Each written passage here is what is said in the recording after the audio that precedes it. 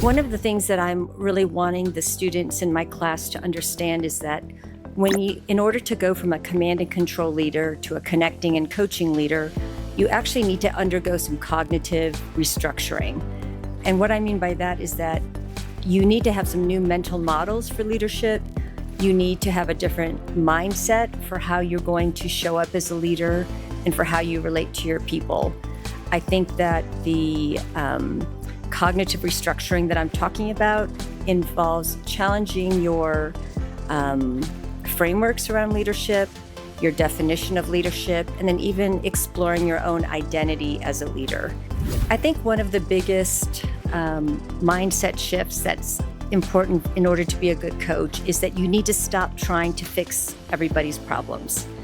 You need to stop offering your own solutions. We call it taming the advice monster, because as a leader, you're usually hardwired to solve problems, jump in and fix things, and give people your advice so that they can get on their way and go do their thing. The most important thing that we have to unlearn as leaders is that we don't have to be the experts. We don't have to have all the answers. Sometimes the people around us know more, and if we can encourage them to explore, if we can encourage them through questioning, through humble inquiry, they may have better solutions, and we can take a more collaborative approach to problem solving in our organizations. I think one of the things that's really exciting to me is that when you train your managers, directors, and your leaders in listening skills, you become a learning organization. And listening is one of those things that it seems so obvious. Everybody has 2 ears. We all know how listening works, but we pay very little attention to listening in the workplace.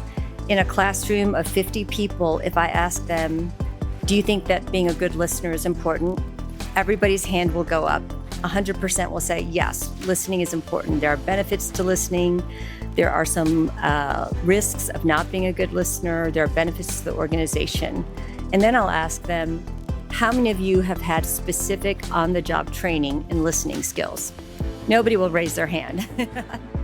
And that's because we just take it for granted, but it's an underdeveloped skill, and you can't be a good coach. And I would say you really can't be an effective leader if you have not cultivated your active listening skills. This is my first time to participate in the International Elective Week, and I'm just really impressed and blown away by the value and the impact of this program.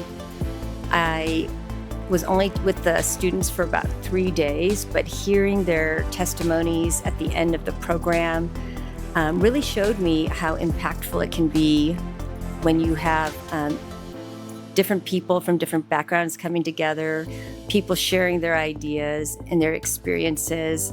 I think that leadership is a universal challenge, and so it was really refreshing for me to be in a space with leaders from different backgrounds, different industries, but having similar challenges and similar struggles. I really feel like the international diversity of this program, people from different countries, meeting faculty from different schools, it just creates an environment of intellectual stimulation. The exchange of ideas was really refreshing.